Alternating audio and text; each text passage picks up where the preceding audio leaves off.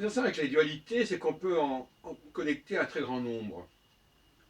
Alpha, oméga, ça peut se connecter avec la gauche et la droite. Ça peut se connecter aussi avec le protestantisme et le catholicisme. Et chaque fois qu'on fait une connexion de ce type, ça renforce la légitimité de cette distinction et ça approfondit la signification de cette dualité. Ainsi, on serait tenté de proposer que le protestantisme correspond à la phase oméga en astrologie, alpha-oméga, et le catholicisme en la phase alpha. Je rappelle tout de même qu'avant l'émergence, au début du XVIe siècle, du protestantisme, de la réforme, les Anglais préfèrent le mot réformation, l'on avait déjà au XIIIe siècle les ordres prêcheurs, les ordres mendiants, les dominicains, les franciscains notamment, qui correspondaient déjà à des valeurs protestantes, à des valeurs de restriction, d'austérité monacale, qui seront reprises par les protestants, qu'on peut appeler aussi des valeurs augustiniennes, par opposition aux valeurs thomiennes, celles de Thomas d'Aquin, qui seraient plus proches du catholicisme, comme d'ailleurs on avait parlé avec Jean-Luc Berlet il y a quelques jours, dans une émission qui n'a pas été enregistrée d'ailleurs. Donc, la querelle du protestantisme, la protestation de Martin Luther notamment, que nous célébrons cette année en 2017, nous célébrons le 600e anniversaire, correspond bien à une espèce de procès d'origine oméga contre le monde alpha,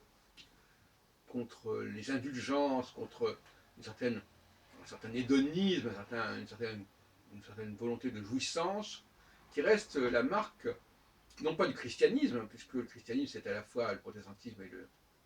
catholicisme, mais du catholicisme romain.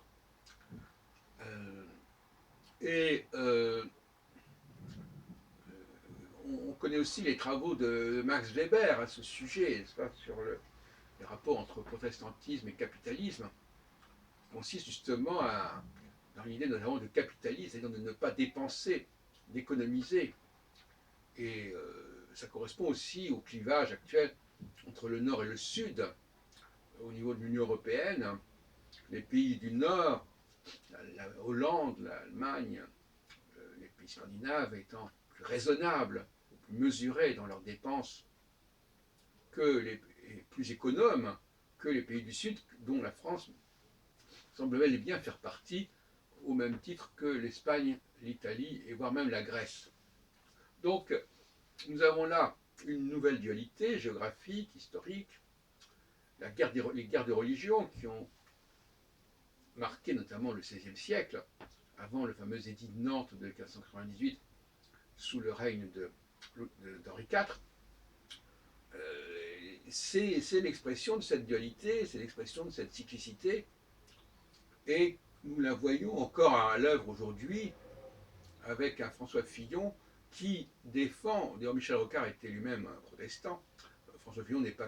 catholique, mais il défend une ligne qui est assez proche du protestantisme quelque part, par opposition à d'autres candidats qui sont beaucoup plus marqués par le Sud, comme l'espagnol, si on peut dire, Mélenchon, qui est marqué par la ville de Tanger, dans le Maroc espagnol, comme Marine Le Pen probablement, et d'autres, même Benoît Hamon, sont des gens qui sont malgré tout, qui veulent dépenser, qui veulent partager,